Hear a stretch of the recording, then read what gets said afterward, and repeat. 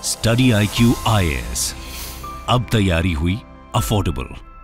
नमस्कार दोस्तों फाइनली पिछले 9-10 सालों का मोदी सरकार का जो सबसे अहम फैसला था आर्टिकल 370 को एब्रोगेट करना, उसके ऊपर सुप्रीम कोर्ट का फैसला आ चुका है जिसका लंबे समय से इंतजार चल रहा था। और यहां पर आप देख सकते हो supreme court upholds validity of presidential order abrogating article 370 of constitution. देखिए, देखने में तो ये सिंपल सा लग रहा है कि यहां पर सुप्रीम कोर्ट ने उस निर्णय को सही ठहराया है, लेकिन इसके अंदर बहुत सी ऐसी चीजें हैं जिसके बारे में आपको जानना जरूरी है। मैं आपको हिस्टोरिकल पर्सपेक्टिव से क्या हुआ, अभी क्या हो रहा है और आगे क्या होने वाला है, क्योंकि सुप्रीम कोर्ट ने इलेक्शन कमीशन को भी निर्देश दिया है कि सितंबर 2024 तक इलेक्शंस वहां पर होने चाहिए। तो बहुत सी ऐसी चीजें हैं इस पूरे जजमेंट में, 3 अलग अलग जजमेंट्स आए हैं, वो सब कुछ मैं आपको डिटेल से बताऊंगा। चलिए आगे बढ़ते हैं, लेकिन उससे पहले ध्यान रखिएगा दोस्तों, अगर आप यूपीएससी की तैयारी कर रहे हैं, स्पेशली अगर आप 2024 का प्रीलिम्स लिखने वाले हैं, तो हमारा SIP प्लस का जो बैच है वो स्टार्ट हो चुका है, वो आप अवेल कर सकते हैं, जिसमें आपका प्रीलिम्स क्रैक कराया जाएगा। अगर आप यूपीएससी की पूरी तैयारी करना चाहते हैं तो हमारा जो फाउंडेशन बैच है वो अवेलेबल है, उसको आप ज्वाइन कर सकते हैं by using the code Ankit live. हमारे वेबसाइट ऐप पर जाकर या फिर कमेंट सेक्शन में इसका लिंक है, आपको मैक्सिमम डिस्काउंट मिलेगा। और इसके अलावा भी मैं आपको बता दूं, IB वाला बैच हो गया या फिर CSIR का जो नोटिफिकेशन आया है, वैकेंसीज आई हैं, उन सभी के बैचेस, मतलब कुछ भी आपको लेना हो स्टडी IQ से, just use this code Ankit live to get maximum discount. And इसके अलावा अगर आप MCQs अटेम्प्ट करना चाहते हैं तो मेरे इंस्टा पेज पर जा सकते हैं, वहां पर स्टोरीज में जितने भी MCQs हैं उसको आप अटेम्प्ट कर पाएंगे। चलिए शुरुआत करते हैं और सबसे पहले ये देखते हैं कि एग्जैक्टली हुआ क्या। मैं आपको बता दूं, सुप्रीम कोर्ट की 5 जजों की बेंच जो है आर्टिकल 370 को लेकर सुनवाई कर रही थी। और यहां पर आप देख सकते हो, यहां पर जो बेंच है उसके अंदर सबसे पहले तो जो चीफ जस्टिस ऑफ इंडिया है चंद्रचूड़ जी, वो आपको देखने को मिलेंगे। इसके अलावा justice Suryakant, Justice BR Gavai, Justice Sanjay Kishan Kaul और जस्टिस संजीव खन्ना। मैं आपको बता दूं, आर्टिकल 370 को लेकर तो लंबे समय से बात चल रही थी, मतलब कि 2019 में हम सबको याद होगा 5 अगस्त, और हर साल जब भी 5 अगस्त आता है कुछ ना कुछ कयास लगाए जाते हैं कि क्या सरकार कुछ नया करने वाली है। तो 5 अगस्त 2019 को जो भी कुछ हुआ उसको लेकर 4 साल तक कोई भी सुनवाई नहीं हुई थी।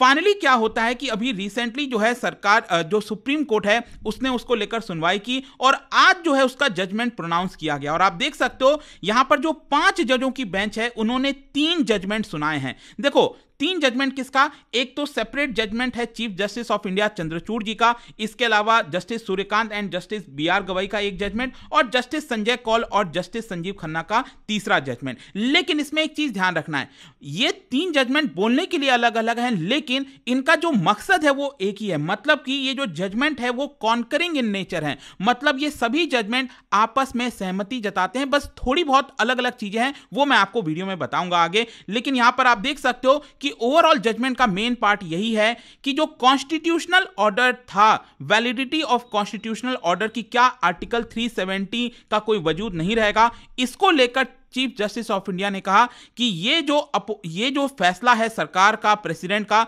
इसको अपहोल्ड किया जा रहा है। लेकिन इसके साथ साथ यहां पर चीफ जस्टिस ऑफ इंडिया ने अपने जजमेंट में यह भी कहा कि यूनियन गवर्नमेंट जो है जिस तरीके से जम्मू कश्मीर राज्य को UT में कन्वर्ट की है, इसको लेकर एक ब्रॉडर डिस्कशन होना चाहिए, जो कि मैं आपसे और डिस्कस करूंगा आगे वीडियो में। थोड़ा सा मैं आपको पहले ले जाता हूं ताकि जो पूरा मुद्दा है, क्या हो रहा था पहले, किस तरह से चीजें की गई, वो आपको अच्छे से और समझ में आ जाए, क्योंकि लंबा समय हो चुका है, आप में से कई लोग भूल भी गए होंगे। सबसे पहले तो व्हाट इज आर्टिकल 370, शॉर्ट में मैं आपको बता देता हूं। आर्टिकल 370 एक तरह से जो जम्मू कश्मीर पहले राज्य हुआ करता था उसको एक स्पेशल स्टेटस देता था हमारे भारत के अंदर। मतलब भारत में बाकी भी राज्य हैं, लेकिन जम्मू कश्मीर एक ऐसा राज्य था जिसको थोड़ा स्पेशल स्टेटस मिला हुआ था। और आपको पता ही होगा कि आर्टिकल 370 बेसिकली क्या हुआ था, 17 अक्टूबर 1949 को हमारे कॉन्स्टिट्यूशन के अंदर इंसर्ट कराया गया था, ताकि जम्मू कश्मीर को एक स्पेशल प्लेस दिया जा सके। इसमें क्या होता था कि पार्लियामेंट जो भी यहां पर कानून बनाती है, तो वो कानून तो आप सबको पता है पूरे देश के अंदर लागू होता था, लेकिन वो कानून जम्मू कश्मीर में लागू होगा कि नहीं, वो अल्टीमेटली डिसाइड किया जाता था बाय जम्मू कश्मीर सरकार के द्वारा, वहां की जो लेजिस्लेटिव असेंबली है उनके द्वारा। इनफैक्ट इनफैक्ट आपको मैं बता दूं कि कुछ ऐसे सब्जेक्ट थे, जैसे कि मान लो आपको याद होगा ना, जब भारत पाकिस्तान का वॉर छिड़ा था 1947 में, जस्ट आजादी के बाद, तो उस समय इंस्ट्रूमेंट ऑफ एक्सेशन साइन कराया गया था उस समय के जो राजा हैं, राजा हरि सिंह और भारत सरकार के बीच में। तो उसमें यह चीज कही गई थी कि कुछ जो चीजें हैं, कुछ जो मैटर्स हैं, जैसे कि फॉरेन पॉलिसी वाला मैटर हो गया, कम्युनिकेशन हो गया, वो सारी चीजों में जब भी पार्लियामेंट यहां पर कोई कानून बनाएगी, उसके लिए भारत सरकार को कोई परमिशन नहीं लेना है जम्मू कश्मीर से, उसमें वो ऑटोमेटिकली जम्मू कश्मीर के ऊपर लागू हो जाएगा। बस कुछ ही ऐसी चीजें थी। लेकिन बाकी के जो मैटर्स थे, मान लो कोई कोटा अगर दिया जाता है एससी एसटी को, या फिर कोई और दूसरा कानून आता है, कोई स्कीम सरकार लेकर आती है, तो वो सारी चीजें जम्मू कश्मीर में तभी लागू हो सकती थी जब जम्मू कश्मीर की सरकार, वहां की लेजिस्लेटिव असेंबली सहमति जताती थी। और इसी की वजह से एक तरह से आप कह सकते हो भारत में जितने भी राज्य थे उसमें जम्मू कश्मीर का स्पेशल स्टेटस था। अब क्वेश्चन यह है कि आर्टिकल 370 जो कि स्पेशल स्टेटस देता था जम्मू कश्मीर को, इसको रिवोक क्यों किया गया? मैं आपको बता दूं, इसका मेन फैसला था बीजेपी का। बीजेपी के अगर आप मैनिफेस्टो में देखोगे, लंबे समय से, इनफैक्ट आजादी के जस्ट बाद से ही यहां पर उनका यही बार बार कहना था कि आर्टिकल 370 सही नहीं है, यहां पर किसी भी राज्य को एक अलग स्पेशल दर्जा देना नहीं चाहिए। और ये एक तरह से आइडियोलॉजिकल पोजीशन भी थी, आपको समझना है, आरएसएस हो गया, बीजेपी हो गया, इन सब का। और आपको याद भी होगा 2019 में जब होम मिनिस्टर अमित शाह जी जब बोल रहे थे आर्टिकल 370 एब्रोगेट करने के लिए, उन्होंने कहा कि article 370 was harmful for the unity of the nation. In fact यहां पर उनका यह भी कहना था कि आर्टिकल 370 एक तरह से जो कश्मीरी कल्चर है उसको कन्फाइन कर देता है उसी पर्टिकुलर एरिया में। यहां पर अगर हम चाहते हैं कि कश्मीरी कल्चर को पूरे देश भर में अच्छे से फैलाया जाए तो आर्टिकल 370 हटना चाहिए। यहां पर उन्होंने नेहरू जी को भी क्रिटिसाइज किया था कि उनका जो डिसीजन था कि कश्मीर मुद्दे को लेकर वो यूनाइटेड नेशंस में चले गए थे, इसलिए पाकिस्तान को भी मौका मिल गया और उन्होंने भी यूनाइटेड नेशंस में मुद्दा उठाया। तो यह फैसला नेहरू जी का सही नहीं था। इनफैक्ट रिसेंटली भी अमित शाह जो पार्लियामेंट में बोल रहे थे, उन्होंने कहा कि जिस तरीके से सेपरेटिज्म और टेररिज्म बढ़ा है जम्मू कश्मीर में इतने वर्षों से, उसका मेन कारण ही यही है, that is article 370 and that was one of the blunders of Nehru. यह अमित शाह का कहना था। तो ओवरऑल मैं आपसे यह कहना चाह रहा हूं कि आर्टिकल 370 को रिवोक करने का फैसला बीजेपी का था और बीजेपी को जब दूसरे टर्म में 2019 में पूर्ण बहुमत आया तो उन्होंने इसका फायदा उठाते हुए इसको एब्रोगेट किया। क्वेश्चन यह है कि एब्रोगेट कैसे किया गया, क्योंकि सुप्रीम कोर्ट में जो पूरा निर्णय गया है उसमें इसको लेकर भी डिस्कशन हुआ कि एब्रोगेशन का जो तरीका था क्या वो सही था कि नहीं। इनफैक्ट यहां पर आप देख सकते हो सबसे पहले क्या होता है, 5 अगस्त अचानक से पूरे देश में हड़कंप मच जाता है। सेंट्रल गवर्नमेंट डिसाइड करती है कि वो इंडियन कॉन्स्टिट्यूशन से आर्टिकल 370 को हटाएगी और इसके लिए सबसे पहले देखिए क्या हुआ, उस समय जो प्रेसिडेंट थे रामनाथ कोविंद जी, उन्होंने कॉन्स्टिट्यूशनल ऑर्डर 272 जारी किया। इसके तहत क्या होता है कि कुछ चेंज किए जाते हैं आर्टिकल 367 के अंदर। सबसे पहले एक कॉन्स्टिट्यूशनल ऑर्डर प्रेसिडेंट जारी करते हैं, उसके माध्यम से आर्टिकल 367 में चेंज किया जाता है। और आर्टिकल 367 में क्यों चेंज किया जाता है, ताकि आर्टिकल 370 में चेंज किया जा सके। आई होप आप देख पा रहे होंगे किस तरीके से आर्टिकल 370 को हटाने की कोशिश की गई and this allowed for changes to be made in article 370। जब तक 367 में चेंज नहीं होता तब तक आर्टिकल 370 में चेंज नहीं हो पाता। और जब यह हुआ कुछ ही घंटों के अंदर राज्यसभा के अंदर इसको लाया गया और उसको वहां से पास करा दिया गया। तो लोकसभा राज्यसभा से जब हो गया पास तो अगले ही दिन प्रेसिडेंट जो है अपना एसेंट दे देते हैं। मतलब कि आपको पता है ना, जब लोकसभा राज्यसभा से कोई बिल पास होता है तो प्रेसिडेंट के भी हस्ताक्षर चाहिए होते हैं, वो फाइनली हो जाता है और आर्टिकल 370 एब्रोगेट कर दिया जाता है। और उसके जस्ट 4 दिन बाद आपको याद होगा 9 अगस्त को पार्लियामेंट एक और बिल पास करती है और वो बिल है Jammu and Kashmir Reorganisation Act. इसके तहत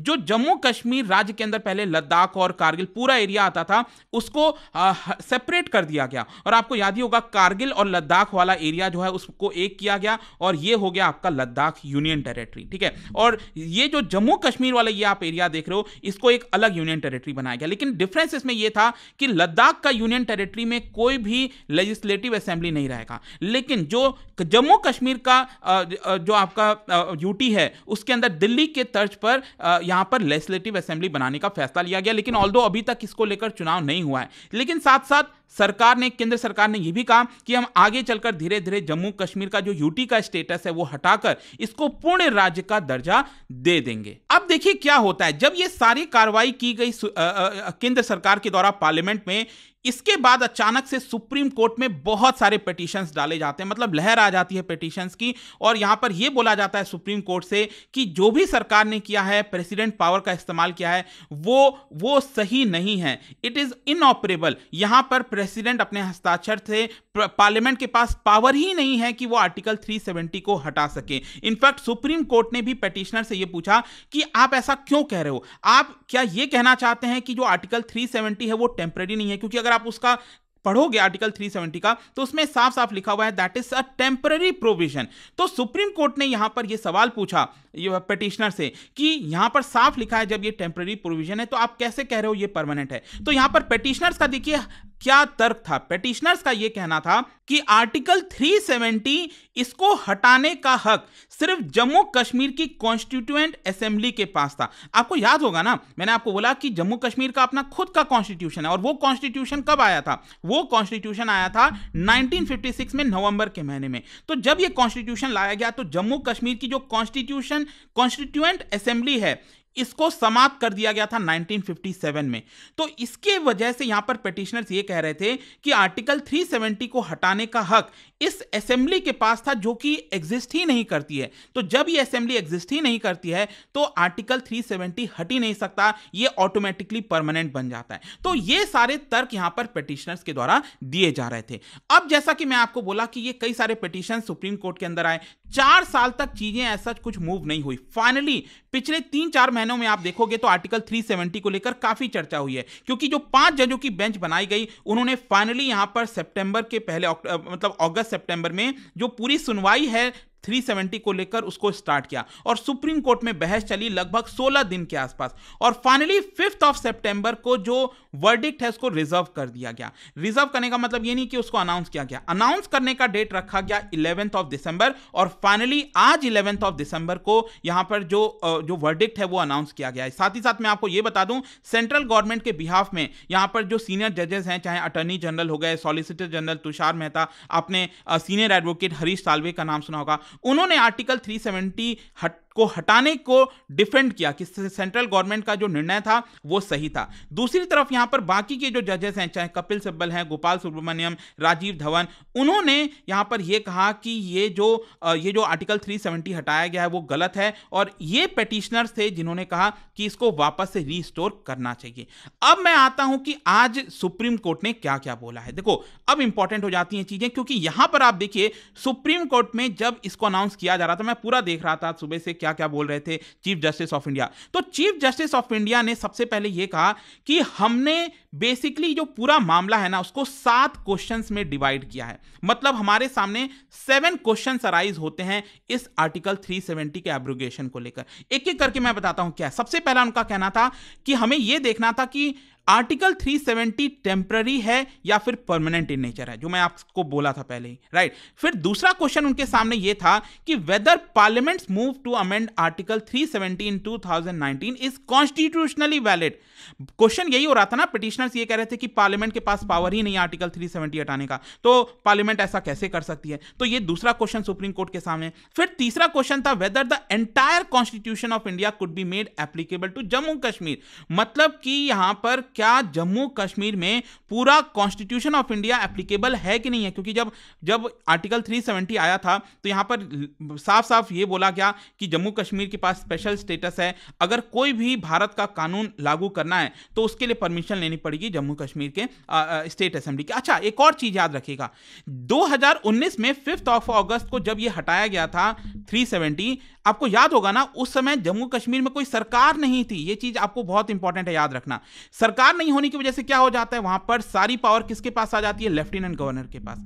तो एक तरह से सेंट्रल गवर्नमेंट यह तर्क दे रही थी कि जब जम्मू कश्मीर में कोई सरकार है ही नहीं उस समय, तो ऑटोमेटिकली यहां पर सारी पावर लेफ्टिनेंट गवर्नर के पास है। मतलब कि एक तरह से जो लेजिस्लेटिव असेंबली है जम्मू कश्मीर की, वो ऑटोमेटिकली वो कोई और नहीं, वो लेफ्टिनेंट गवर्नर है। तो वो भी तर्क दिया जा रहा था। फिर चौथा क्वेश्चन यहां पर यह था कि क्या 2019 में सेंट्रल गवर्नमेंट ने जो एक्शन लिया आर्टिकल 370 को हटाने का, क्या वो बिना constituent assembly of Jammu Kashmir के कर सकते हैं। मैंने आपको याद बताया था 1957 में जो कॉन्स्टिट्यूएंट असेंबली है जम्मू कश्मीर का वो खत्म कर दिया गया था। तो क्या उसके परमिशन के बिना जो सेंट्रल गवर्नमेंट है वो कोई भी चीज कर सकती है, ये क्वेश्चन। फिर पांचवा question, whether the imposition of president rule in Jammu Kashmir subsequently is constitutionally valid, मतलब कि जो प्रेसिडेंट रूल लगाया गया था उसके बाद यहां पर जम्मू कश्मीर के अंदर, क्या वो भी वैलिड है कि नहीं है। और इसके साथ साथ जम्मू कश्मीर का जो स्टेटस है उसको यूटी में चेंज कर दिया गया, क्या ये भी वैलिड है कि नहीं है। और फाइनली सेवेंथ क्वेश्चन ये था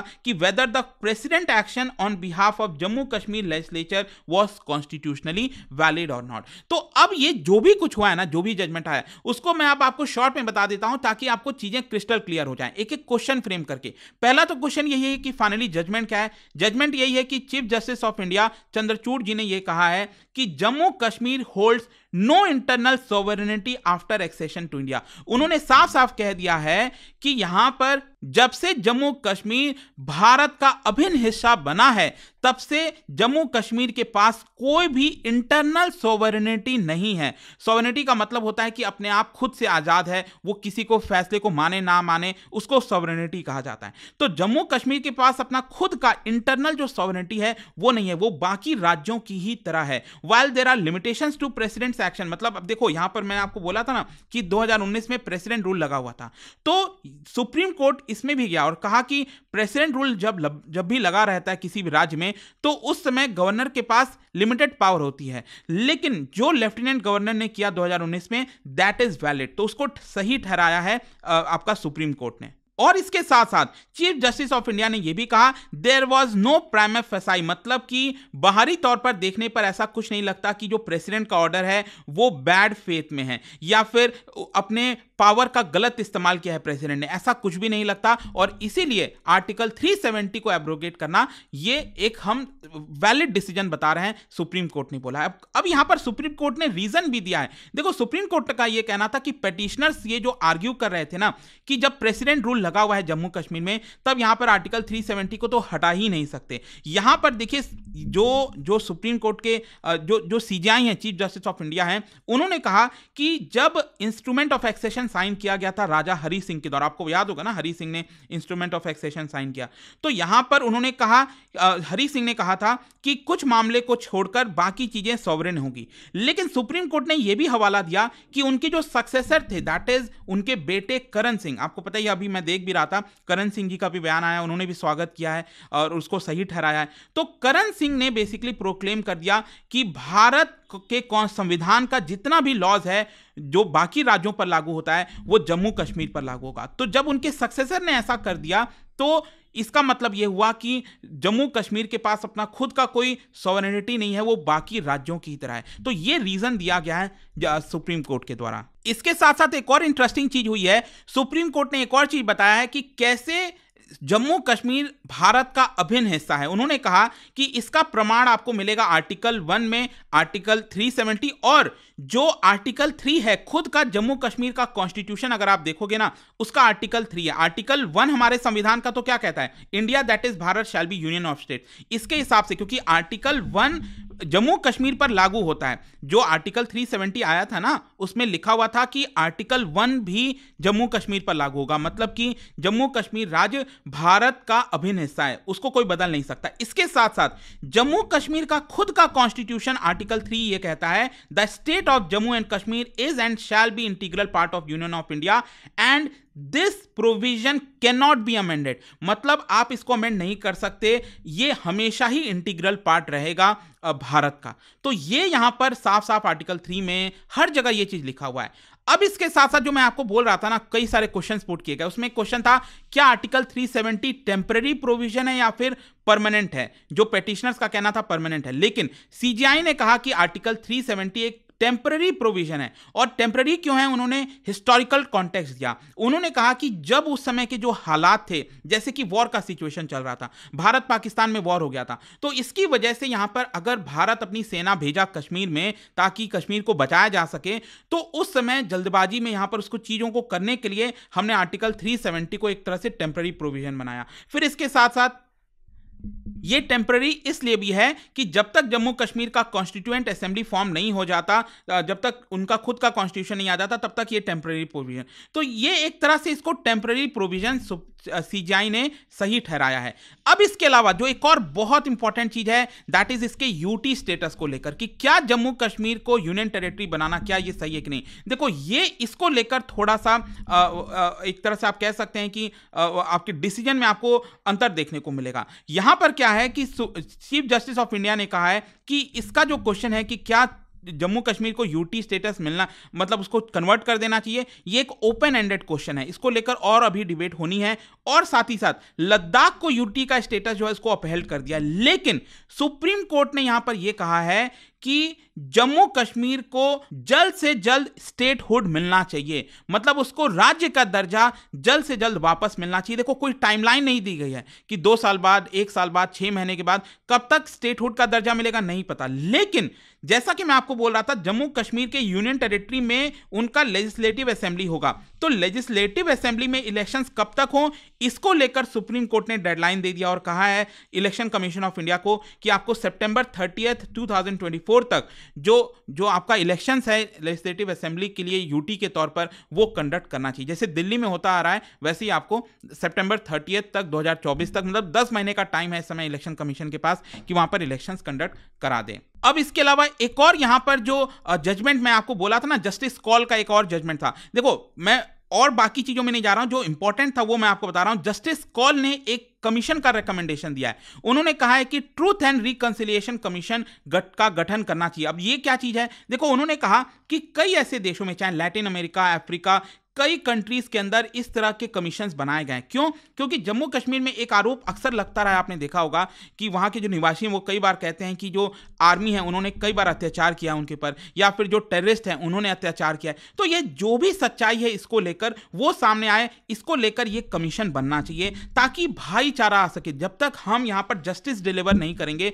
तब तक कम्युनिटीज के बीच में एक भाईचारा जैसा नहीं आ सकता। तो जब एक बार जस्टिस मिल जाएंगी, जब चीजें क्रिस्टल क्लियर हो जाएंगी कि क्या था क्या नहीं था, तो उसके बाद कहीं ना कहीं लोगों में एक और विश्वास आएगा और इससे काफी मदद होगी। और फाइनली जाने से पहले एक और इंटरेस्टिंग चीज ये हुआ कि जस्टिस कॉल ने अपने जजमेंट में ये बोला, ऑल्दो उनका आप कह सकते हो ये माइनॉरिटी में गया है क्योंकि उन्हीं के जजमेंट में ये बात कही गई है सिर्फ कि यहां पर जिस बैकडोर से आर्टिकल 370 को हटाया गया ना, वो कहीं ना कहीं सही नहीं है। उन्होंने कहा कि आर्टिकल, मैंने आपको बोला ना प्रेसिडेंट का एक पहले ऑर्डर आया, उसके तहत आर्टिकल 367 में चेंजेस किए गए और उसके माध्यम से 370 को हटाया। तो ये जो बैकडोर से 370 को हटाना वो शायद हो सकता है सही ना हो, लेकिन ओवरऑल पूरे जो 370 का एब्रिगेशन है उसको सही ठहराया है और यही मेन मूल जो निर्णय है वो सामने निकलकर आता है। आई होप कि आपको इस वीडियो में लगभग जितनी भी चीजें थी जो आपको पता होनी चाहिए वो मैंने आपको बता दिया। और जाने से पहले एक इंटरेस्टिंग क्वेश्चन, क्या बता सकते हो कि इनमें से कौन सा ऐसा राज्य है आज के डेट में जो पहले कभी यूनियन टेरिटरी नहीं था?